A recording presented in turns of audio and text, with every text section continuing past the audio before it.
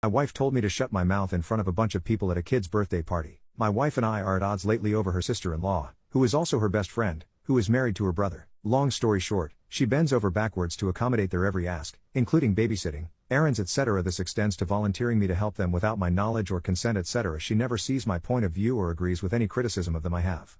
We were at my nephew's birthday party today. Sister-in-law is the one who's hosting it, so my wife is super keen for things to go well. Things were going okay. My daughter was a bit upset because her balloon animal had accidentally been popped. So she's standing with my wife getting a cuddle, and a boy older than her sprints into her and knocks her over. She's crying obviously, and I pick her up. My wife is making a joke of it saying oh she needs to watch where she's going. I said back to her don't blame her for getting bowled over by the bigger boy. Now, apparently the mother of this other kid was in earshot, which prompted my wife to tell me, in front of one of her other best friends and a couple of other guests, to shut my mouth.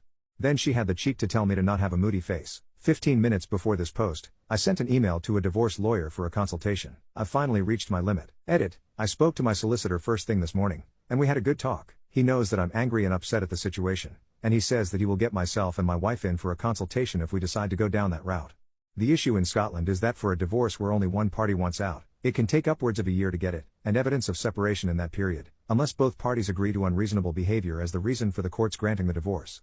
Long story short, I can't proceed without her buy-in, if I want it resolved fast. So I took my daughter to my mum's after this, and then sat my wife down. I told her that yesterday's situation was absolutely unacceptable, and that if I had told her to shut her mouth in front of my friends, that I'd be getting crucified from everyone we know.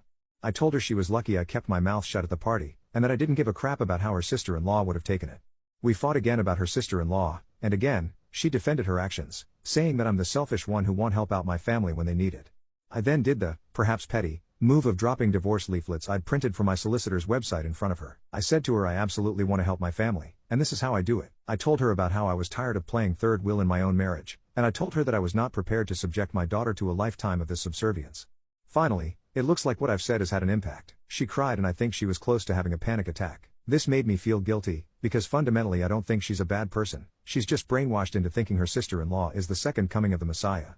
So she promised that when I've finished work today we can have a serious talk about things, and she will listen to my concerns. Right now I'm not buying it, but I owe her and my daughter at least a chance to sort things out, so I'll see where it goes.